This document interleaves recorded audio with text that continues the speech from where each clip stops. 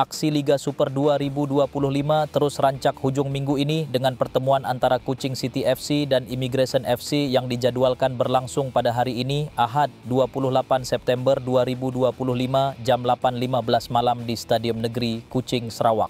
Perlawanan ke-36 Liga Super ini akan disiarkan secara langsung di Astro Arena Bola, saluran 803, serta boleh ditonton menerusi platform Astro Go dan Suka.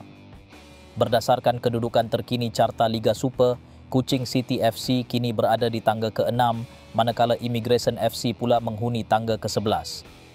Dari kem tuan rumah, Kuching City kendalian jurulatih Aidil Sharin Sahak hadir dengan keyakinan tinggi selepas mencatat kemenangan 1-0 ke atas Selangor FC pada 21 September lalu.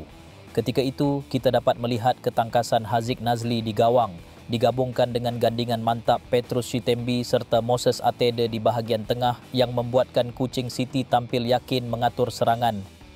Namun, dalam pada itu, jurulatih Aidil Sharin menyuarakan harapan agar jadual perlawanan di waktu petang dapat dikurangkan di masa depan selepas cuaca panas melampau memberi kesan pada perlawanan tersebut. Namun, beliau menyatakan tetap menghormati keputusan MFL dan akan bersikap profesional mengikut jadual yang diberikan. Dalam 4 perlawanan di Liga Super setakat ini, kita menyaksikan Kuching City meraih 2 kemenangan, 1 seri dan 1 kekalahan. Selain JDT, Kuching City nampaknya merupakan sebuah lagi kelab yang meningkat naik hasil daripada usaha keras yang berterusan.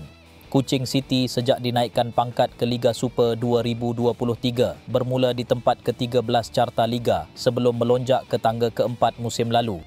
Musim ini mereka terus menyerlah dengan menewaskan pasukan besar seperti Selangor FC sekaligus membuktikan visi dan kerja keras mereka berada di landasan tepat untuk menjadi antara kuasa besar baharu bola sepak Malaysia. Dalam pada itu, untuk perlawanan malam ini, Aidil Sharin menyatakan barisan pemain sama seperti sebelum ini akan dipertaruhkannya memandangkan semua pemain berada dalam kondisi terbaik kecuali Joao Pedro yang belum pasti dapat diturunkan atau tidak.